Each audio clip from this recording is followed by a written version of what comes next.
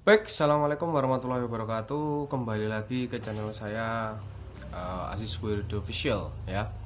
Channel yang membahas tentang informasi bantuan sosial, ya, khususnya program Keluarga Harapan atau dari Kementerian Sosial atau PKH, ya.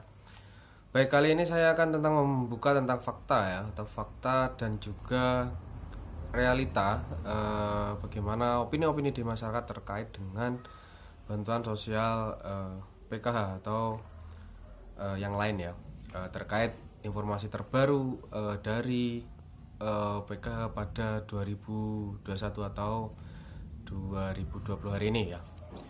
Nah, informasi terbaru yang mungkin dari bantuan yang terdekat yaitu adalah ya bantuan pangan non tunai, ya. Pada bulan Desember ini akan segera cair, ya. Ya, ada beberapa daerah-daerah juga yang sudah cair seperti di daerah Sulawesi atau yang lain, ya. Atau mungkin dari bank-bank yang BRI kalau salah, mungkin yang lain belum, ya. Tapi biasanya ya kita tinggal tunggu pada minggu kedua atau minggu pertama. Ini sudah masuk minggu pertama, ya. Jadi mungkin itu penyaluran BPNT sudah mulai cair. Nah, tapi kali ini saya akan fokus tentang bagaimana beberapa permasalahan dan juga menjawab berbagai opini seperti pada video sebelumnya, ya. Berbagai pendapat di kolom komentar.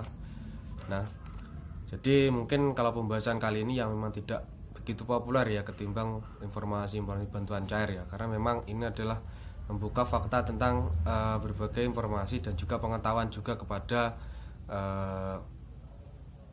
para sahabat-sahabat sosial, ya, atau yang bergabung dalam channel saya, atau mungkin yang bisa baru gabung, ya, bisa dicek atau bisa dilihat apa saja yang permasalahan yang ada. Nah, yang pertama ada sebuah pertanyaan seperti ini.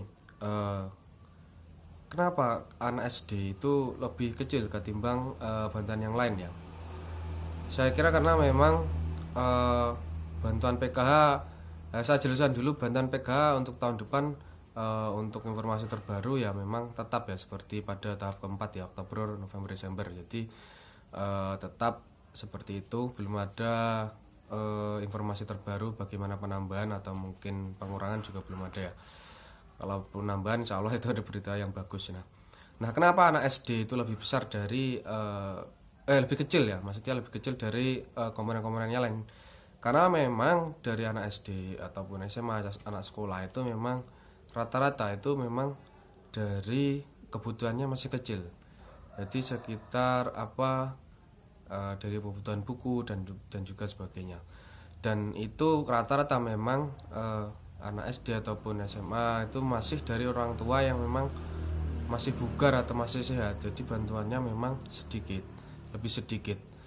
Saya kira dengan bantuan yang sudah diberikan itu cukup untuk hanya membantu untuk kebutuhan tulis menulis ataupun buku dan lain sebagainya. Nah, untuk pemenuhan lain itu kan dipenuhi oleh orang tua sendiri, karena memang bantuan ini kan hanya membantu seperti itu. Jadi saya kira cukup seperti itu. Nah, itu fenomena kenapa Kemensos memberikan bantuan lebih sedikit daripada komponen yang lain. Saya kira itu. Terus BPNT, ada yang menginginkan BPNT itu ada yang cash, ada yang tidak. Nah, pemerintah sendiri dari Kementerian Sosial itu memberikan bantuan. Kenapa kok BPNT dikeskan? Nah, tidak dikeskan maksudnya. BPNT itu dari bantuan pangan non tunai, khususnya ini untuk PKH dan non PKH. Karena apa? Karena PKH sendiri itu sudah menerima uang, sehingga pemenuhan untuk kebutuhan lainnya, untuk memenuhi kebutuhan selama 7 hari ataupun 2 minggu, ya, misal 7 sampai 10 hari saya kira, itu diberikan adalah bantuan berupa pangan, sehingga tidak diuangkan. Jadi untuk PKH itu tidak diuangkan ataupun non PKH, karena itu fungsinya untuk membantu selain pemenuhan kebutuhan berupa uang. Nah, itu juga pemenuhan kebutuhan berupa sembako seperti itu. Jadi pembahasannya seperti itu, karena di situ sudah ada klasifikasi juga baik dari sumber protein, sumber vitamin, mineral dan sebagainya. Karena ini berfungsi untuk meningkatkan untuk meningkatkan sumber gizi pada KPM PK seperti itu ataupun KPM non PK, sehingga tetap pada fokus kepada bantuan sembako, bukan keuangkan lagi seperti itu. Terus ketiga, itu ada namanya yang kali ini ya, itu tentang graduasi. Nah, graduasi ini adalah proses lulusnya KPM PKH. Nah, ada yang kemarin itu memang dari Kemensos curhat juga ya terkait itu. Ada yang memberikan bahwa 5 tahun. Nah, 5 tahun atau lebih itu sudah saya terangkan lebih terperinci juga di video-video sebelumnya, bisa cek ya, bahwa 5 tahun atau lebih itu PKH akan dikeluarkan. Nah, ini nantinya ini akan ada peraturan yang khusus atau peraturan tertentu yang akan dilakukan oleh Kementerian Sosial, karena melihat dari curhatan dari Kementerian Sosial itu lewat video itu bahwa banyak sekali dari DM ataupun SMS WA dari ke beliau ya, bahwa bantuan yang kali ini tidak menyasar, bantuan tidak sesuai dengan kondisi. Nah, artinya ini dengan adanya graduasi ini tugas dari pendamping PKH untuk menyeleksi dan juga memilah bagaimana bantuan ini agar tetap sasaran.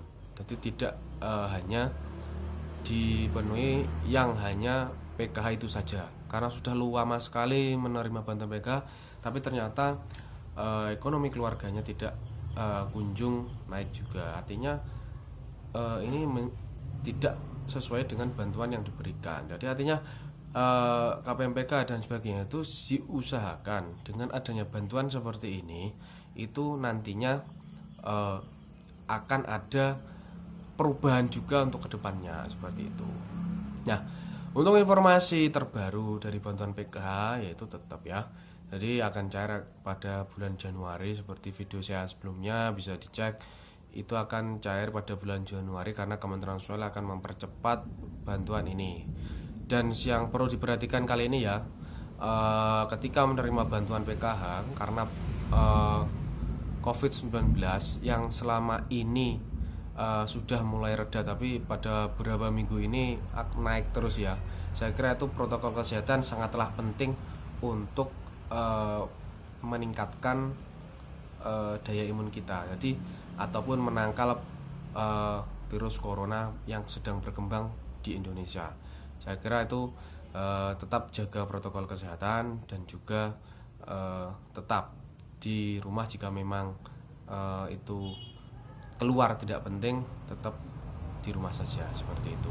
Jadi mungkin itu apa saja fakta dan realita. Mungkin bagi yang ingin berkomen atau mungkin mau berpendapat di bawah bisa langsung komen di bawah, ataupun yang baru bergabung bisa langsung subscribe ya, dan juga berikan tanda like sehingga nanti saya bisa menjawab apa yang menjadi keluh kesah ataupun masalah-masalah yang ada di bantuan sosial Kementerian Sosial pada kali ini. Jadi mungkin itu informasi ataupun fakta juga ya di lapangan yang mungkin bisa saya sampaikan. Saya kira cukup, moga-moga bermanfaat, dan saya akhiri wassalamualaikum warahmatullahi wabarakatuh.